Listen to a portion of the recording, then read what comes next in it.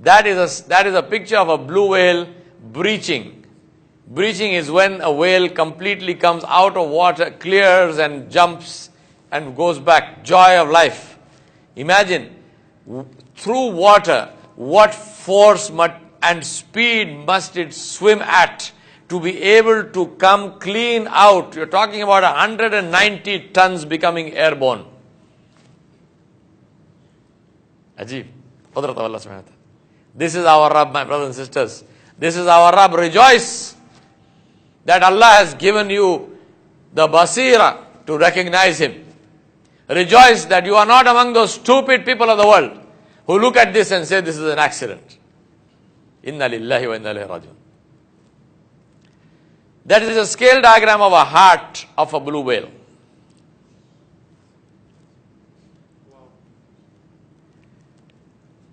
Roughly the heart of a blue whale is the size of a car, an average car.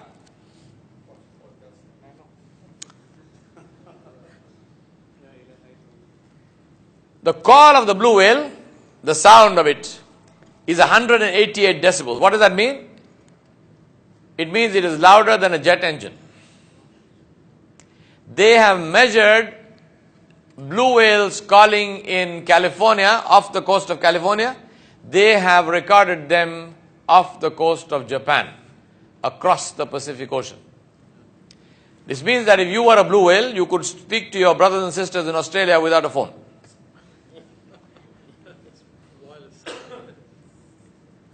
The tongue of a blue whale weighs 4 tons, the size of an elephant. The mouth of the blue whale can hold 90 metric tons. An average caterpillar dump truck holds 10 tons. The mouth of a blue whale holds the equivalent of 9 caterpillar dump trucks. But it can't swallow anything bigger than a beach ball. I want to tell you to keep on asking yourself one question every time I give you a fact. And what is the question? Say why. Say what? Why? Why must you create a mouth that holds 90 metric tons but it cannot swallow anything bigger than a beach ball? Ask yourself, if you were the creator, what would you do? How would you create? Think about that. Ask yourself why. The blow of the blue whale, and that's the picture in the center. That is not the fountain off the coast of Jeddah. That is the blow of a blue whale. 50 feet straight up in the air. Ajib, eh? The calf of a blue whale drinks 400 liters of milk a day. If you had to feed the calf, you would need a whole dairy farm. The blue whale eats krill, and it needs and eats 8,000 pounds of krill, 8 tons of krill per day, which is 40 million krill. Now you know what is a krill? That is a krill. A krill is a small prawn. Blue whales are Shafi'i, so they eat prawns, they are not Hanaf.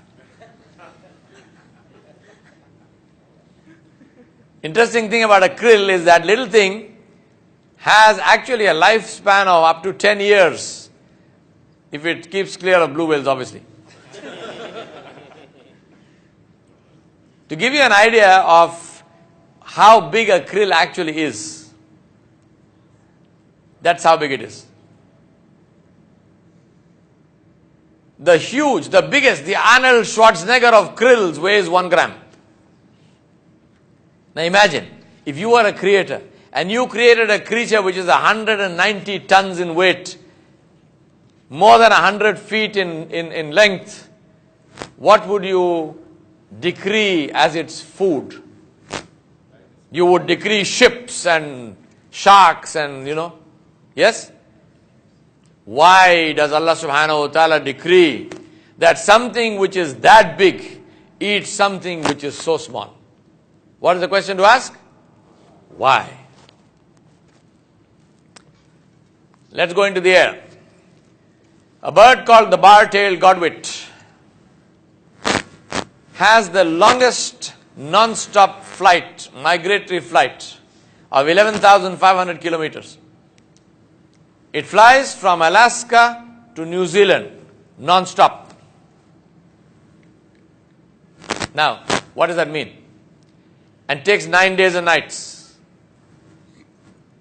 I want you to put yourself in the data. What does it mean? What does it mean to fly non-stop 9 days and nights? It means the sun rises, the sun sets. The sun rises, the sun sets. The sun rises, the sun sets. The bird is flying. It means there is rainstorms, the bird is flying. It means there are snowstorms, the bird is flying. It means there are cities underneath, the bird is flying. It means there are oceans underneath, the bird is flying. It means there are deserts and forests underneath, the bird is flying. It means there is no food, no water. It doesn't eat, it doesn't drink, it doesn't sleep for 9 days and 9 nights. They have discovered that the brain of the bird, of this bar-tailed godwit, half the brain sleeps and half the brain is awake. And after a few hours, this half sleeps and this half is awake. They have no idea how. And remember, this is a small bird. This is not an albatross coasting on 14-foot wingspans. It's not taking advantage of thermals. It's beating its wings for 11,500 kilometers. Ajib, eh? That's the map of from where it goes to where, and that's a flat. If you look at it on the globe, it's like that. We'll go to another bird. Bar-headed goose. Bar-headed geese take off from Alaska. They go straight up. They hit the jet stream current at 33,000 feet, and they go. And they fly in the jet stream current for the same reason that your intercontinental airliners fly in the jet stream current, to take advantage of the force of the wind, the fast flowing wind that circles the earth. Who taught the bar-headed geese that there is the jet stream current? What about the jet stream current? You know what about the jet stream current? The temperature in the jet stream is minus 59 degrees Celsius. Take the same bar-headed goose, say Bismillahi Allahu Akbar, and put it in your freezer at minus 6, it freezes. The same bird flies at minus 59 degrees Celsius. The amount of oxygen at that height is almost non-existent. And you know what they found? They say that bar-headed geese actually breathe more efficiently in low oxygen atmospheres. What are they saying? They're saying the bird breathes better when there is no air.